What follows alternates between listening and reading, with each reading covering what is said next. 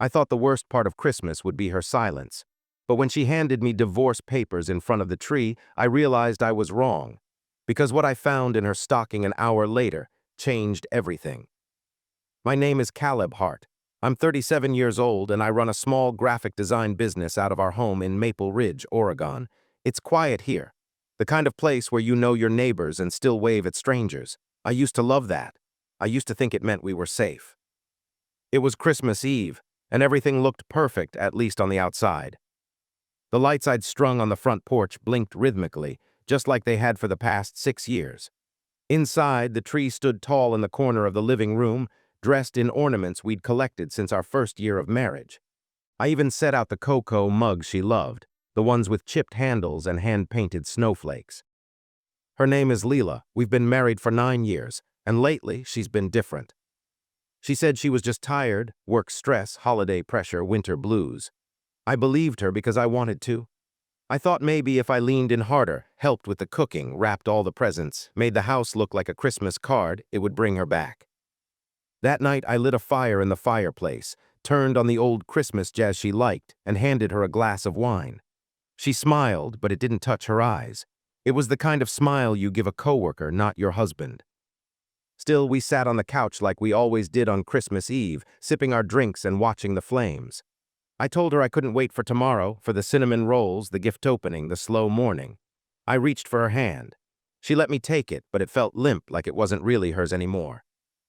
Later, after she went upstairs early, I stayed behind. Something didn't feel right, but I told myself not to overthink. It was just a rough patch. All couples go through it. I stuffed the stockings, including hers. I placed a little velvet box inside, a necklace she once pointed at in a shop window 2 summers ago. I remembered, because I always remembered what mattered to her. I didn't know she had a gift for me, too. I just didn't expect it to come in the form of a manila envelope. I woke up on Christmas morning before the sun even rose. For a minute, everything felt normal. The house was quiet except for the hum of the heater kicking on. I could smell the faint scent of pine and cinnamon drifting up from the living room. My heart felt lighter, like maybe today could be a turning point. I rolled over and reached for Leela, but the bed beside me was cold and empty. She was already downstairs. That wasn't unusual. She liked having a moment to herself before the chaos of the day. I figured she was making coffee or lighting candles like she always did. So I slipped on my robe and padded down the steps with a smile on my face, imagining the look on hers when she opened her stocking, when she saw the necklace. She was standing near the fireplace, arms crossed, her back to me. No candles, no coffee, no cinnamon rolls, just silence and the faint crackle of the dying embers from last night's fire. "Morning," I said gently. "Merry Christmas." She turned around slowly, her face unreadable. "Caleb, we need to talk." I froze. It was Christmas morning. This wasn't the time. But something in her voice told me it didn't matter what day it was. She handed me a large envelope, thick, beige, official-looking. "What is this?" I asked, though a part of me already knew. "I'm filing for divorce," she said, just like that. No emotion, no explanation. I didn't want to do this today, but I couldn't keep pretending. My hands trembled as I stared at the envelope. My ears rang like someone had turned the volume down on the world. I tried to speak, but my throat closed up. I wanted to ask her why, to beg her to wait, to try. But all I could do was nod, because I could see she was already gone. I don't even remember sitting down. One moment I was standing there, and the next I was on the couch, staring at the tree blinking softly across the room. It felt like a cruel joke, all the decorations, the warm lights, the presents wrapped in gold paper, all pretending everything was still whole. She went upstairs without saying anything else. And I sat there alone, holding the envelope in my lap, knowing that whatever today was supposed to be, it wasn't that anymore. But the day wasn't done revealing its secrets. Not even close. I stayed on the couch for a long time. I couldn't bring myself to open the envelope. I just stared at it like it might vanish if I waited long enough. It didn't. The edges cut into my hands. The weight of it wasn't just paper, it was the end of everything I thought we were.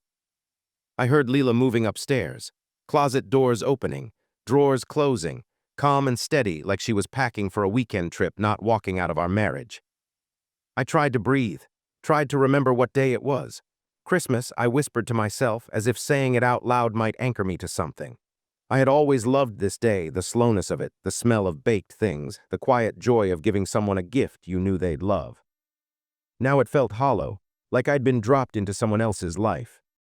I thought about calling someone, my brother, maybe, or my friend Evan, but what would I say? Merry Christmas, Leela just served me divorce papers over breakfast. I didn't even understand it myself. We had problems, sure, distant conversations, too many evenings spent on opposite ends of the couch. But we still kissed goodnight. We still made dinner. I still thought she loved me. Was I really that blind? I went into the kitchen and poured myself coffee. It tasted like cardboard. I couldn't eat, couldn't think clearly, just moved on autopilot like a machine pretending to be human. I looked out the window at the snow falling lightly on the front yard. A family across the street was laughing, a dad pulling his kids on a sled. Their joy made my chest ache. Eventually, I forced myself to head back into the living room. I sat on the rug in front of the tree, the way we always did, and looked at the stockings. Mine hung neatly in place. Hers, too. I stared at them for a long time. Part of me wanted to rip them both down. Instead, I reached for hers. I don't know why, maybe out of habit. Maybe because part of me still wanted to make her smile, even if it was the last time. I reached inside, expecting to feel the small wrapped things I had placed there days ago. But my fingers brushed something that didn't belong, something I hadn't put there. Something that made my blood run cold. At first, I thought I was imagining it, just some leftover piece of packaging or a gift I'd forgotten I placed. But as I pulled it out, my stomach twisted. It was a receipt, folded in half, then again, like someone had stuffed it in quickly.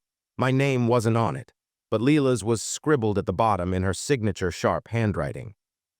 I unfolded it slowly. The air seemed to still around me.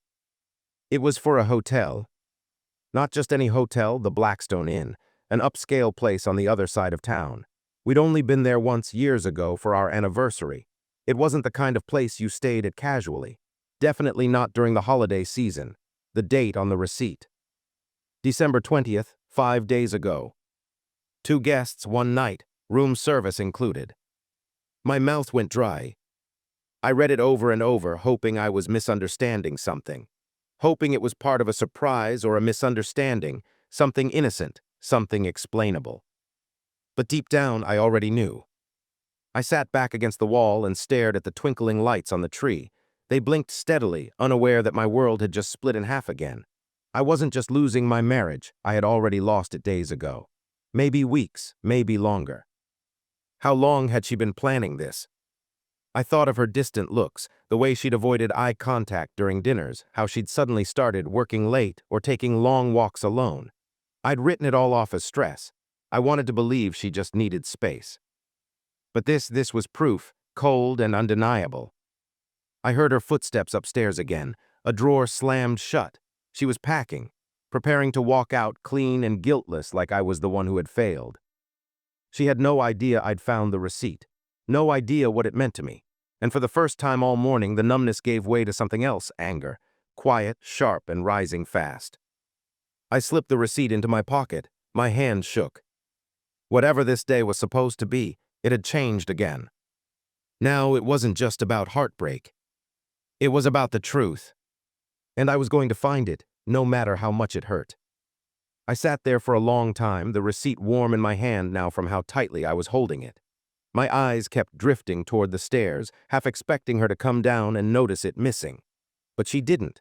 She stayed up there, packing God knows what, preparing to disappear from the life we'd built like it was a house of cards. Suddenly, the silence around me started to feel different, not soft and still, but charged. Electric, like the air before a storm. I leaned back against the couch and tried to think, really think, without denial softening the edges. The hotel receipt wasn't a mistake. It wasn't a fluke. It was a window into something she thought I'd never see. And with that one slip, everything else started clicking into place. There was that night 2 weeks ago when she said she was working late, but her office had already closed early for the holiday.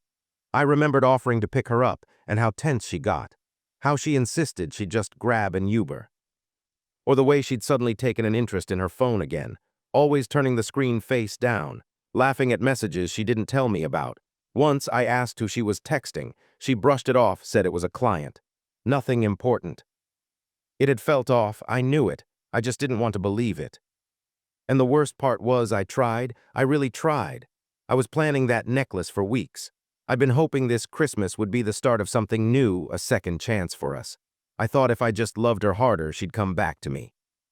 But she was already gone. As I stared at the tree, I noticed the gift I had wrapped for her still sitting right under the center. Small, perfect, tied with silver ribbon. I felt sick looking at it. This wasn't a story about two people drifting apart. This was about one person giving up and not having the decency to say it out loud until the paperwork was already signed. But I wasn't going to crumble under it.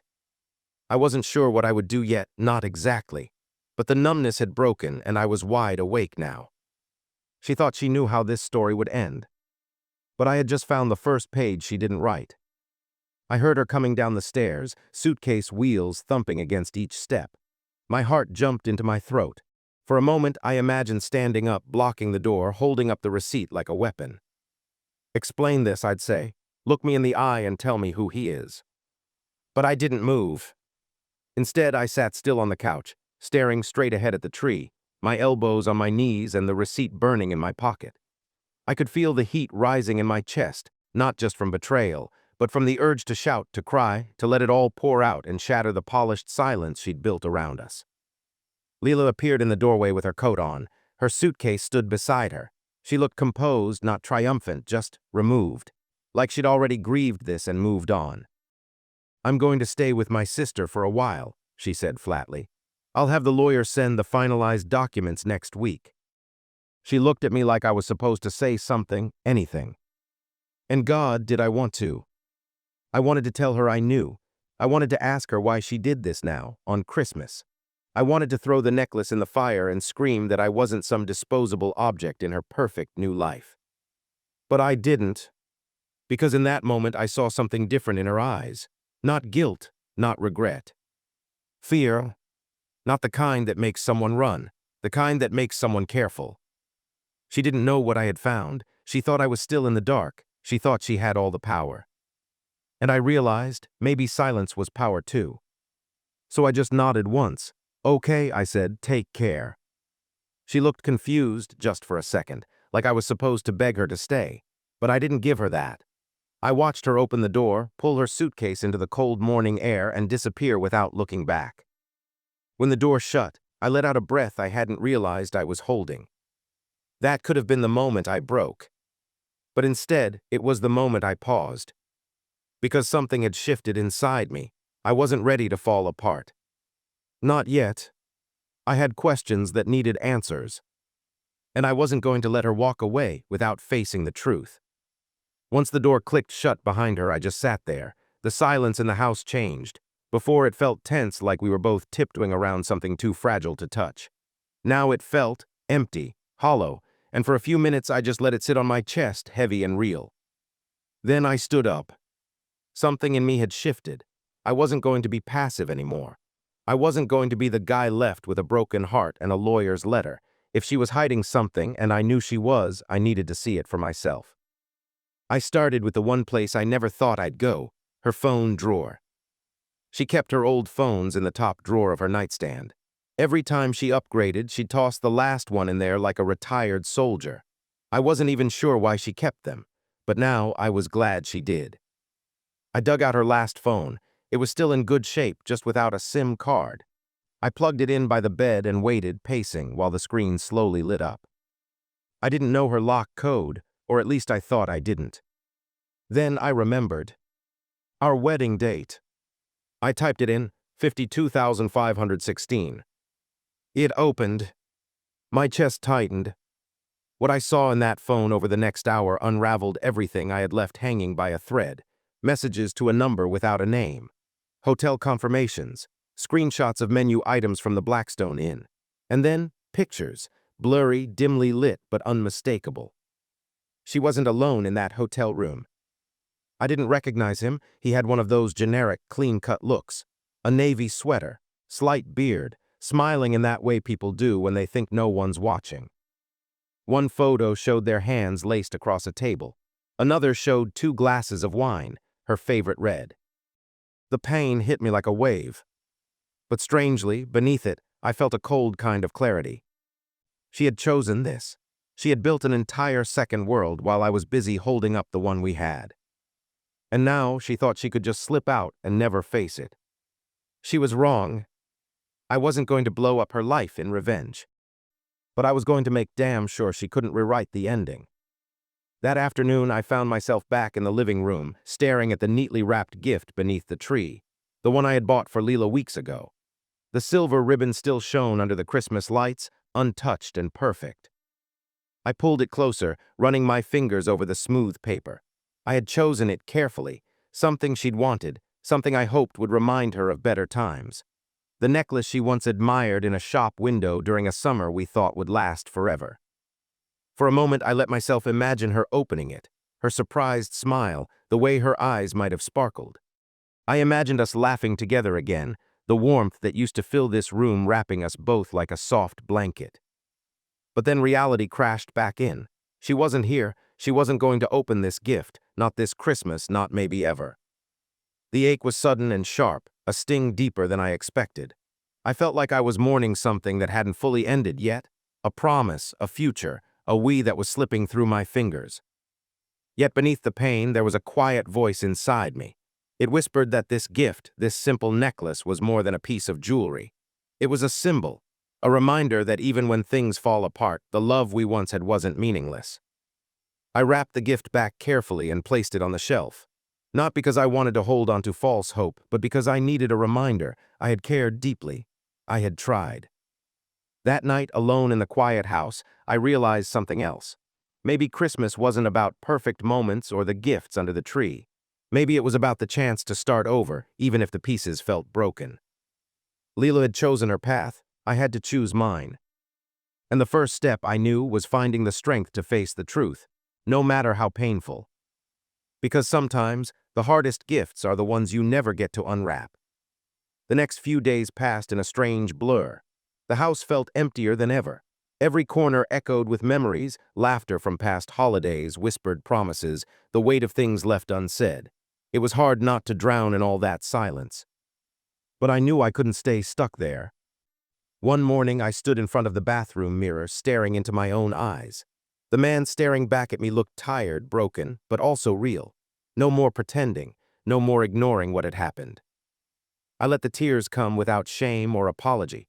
For the wife I thought I knew, for the life we built together, for the dreams that shattered on that cold Christmas morning. And then I asked myself the hardest question, what now? There was no easy answer, no magic fix. But I realized something important. Healing wouldn't come from revenge or bitterness. It would come from honesty, from facing the pain head-on, from learning to stand alone. So I started small. I called my brother and told him everything. Not the legal details, just the truth, raw and messy. I let myself lean on others instead of trying to be strong all alone. I cleaned out the house bit by bit, letting go of things that belonged to us and reclaiming space for me.